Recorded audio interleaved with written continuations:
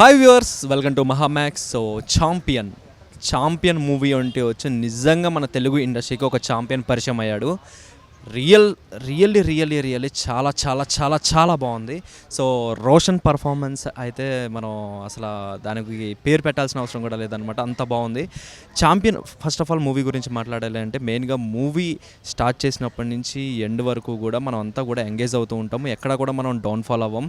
So literally ఒక first half అవ్వచ్చు, second half అవ్వచ్చు, ఇంటర్వెల్ బ్యాంగ్ అవ్వచ్చు, ఎక్కడైనా సరే మనకి చాలా సినిమాలు మనకు కొంచెం డల్ అవుతున్నట్టు అనిపిస్తుంది. బట్ స్టోరీ ప్లాట్ కానీ ఎక్కడ కూడా మిస్ కాకుండా సేమ్ యాజ్ ఇట్ ఈజ్ ఏదైతే స్టోరీ అనుకున్నారో దాన్ని చూపించారు. అండ్ చాలామంది ఏంటంటే మూవీస్లో మనం సైడ్ క్యారెక్టర్స్ని మనం అంతగా వాళ్ళకి ఎలివేషన్స్ కానీ అవి కానీ ఉండవు. బట్ ఈ మూవీ పరంగా చూసుకుంటే కనుక ఎలివేషన్ అయితే పీక్స్లో ఉందని చెప్పాలి. ఎందుకంటే ఈచ్ అండ్ ఎవ్రీ క్యారెక్టర్ కూడా వాళ్ళకి ఇచ్చిన ఎలివేషన్ అవ్వచ్చు, అంటే వాళ్ళు చేస్తున్నాం అనే ఒక మంచి ఫీల్ ఉందన్నమాట.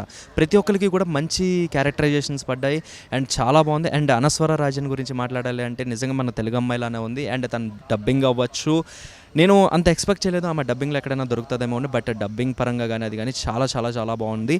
అండ్ సినిమా అయితే మనకి ఛాంపియన్ అంటే హైదరాబాద్లో నిజంగా రజాకర్లు ఉండి వాళ్ళు చేసిన దౌర్జన్యాలు ఇవన్నీ ఉంటాయి కదా, వాటి గురించి చాలా బాగా ఎలివేట్ చేశారు. మనం రజాకర్ మూవీలో ఆల్రెడీ చూసాము సినిమా ఎలా ఉంది ఏంటి, అసలు హైదరాబాద్ని వాళ్ళు ఎలా రూల్ చేశారు ఏంటనేది. సేమ్ మళ్ళీ దాన్నే కంటిన్యూషన్గా అని చెప్పాలి.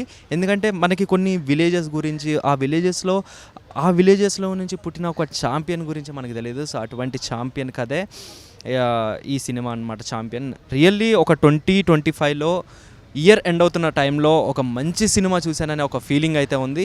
సినిమా అయితే చాలా చాలా బాగుంది. సో మీరు కూడా మీ నియర్ బై థియేటర్స్లో వెళ్ళి చూసేయండి. అండ్ మొన్న స్టేజ్ పైన నాగశ్విన్ వీళ్ళంతా అన్నారనమాట, ఏమని అంటే మన సౌత్కి టాలీవుడ్కి ఒక హృతిక్ రోషన్ దొరికాడని అన్నమాట. గుర్తుపెట్టుకోండి, నిజంగానే దొరికాడు. హృతిక్ రోషనే. బట్ ఈ రోషన్ పర్ఫార్మెన్స్కి అయితే ఎంత రేటింగ్ ఇచ్చినా కూడా తక్కువే. ఈచ్ అండ్ ఎవ్రీ వన్ చాలా బాగా యాక్ట్ చేశారు. అండ్ మెయిన్గా మనం ఇక్కడ విషయాల్సింది డైరెక్టర్ ప్రదీప్ గారు రియల్లీ మీ స్టోరీ అవ్వచ్చు, స్క్రీన్ ప్లే అవ్వచ్చు, విజువల్స్ అవ్వచ్చు, మీ క్యాస్టింగ్ అవ్వచ్చు, చాలా చాలా చాలా చాలా చాలా బాగుంది.